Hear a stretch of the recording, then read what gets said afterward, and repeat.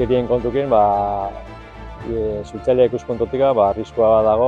Ez dago, uste dut ez dagoela kontrolikola, bai zuzirik motzeakoan eta erosketakoan eta hori, eta gogoratu zuziri begirik ez dutela eta non nahi jauten dela material horregaia. Imanolek 12 urte ditu eta autismoa daka. Berarentzat zuziriak gogorrak izaten dira, ez ditu aguantatzen. Fizikoki ezin ditu aguantatu, ez da beldur kontua, fizikoki ez ditu aguantatu, asko molestatzen diote zuziriek. Eta orduan, guretzat, zuziriak eta dauden eguna, pixka tortura bihurtzen dira, ez guretzat, eta batez ere Imanolrentzat, bera sufritzen ditu zuziriak.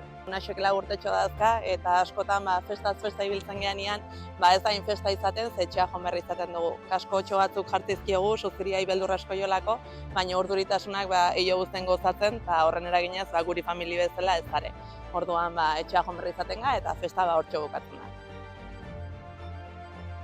Ospakizunak guztianak dilako, haundi ertain zen txiki, jaiak pozez bizi.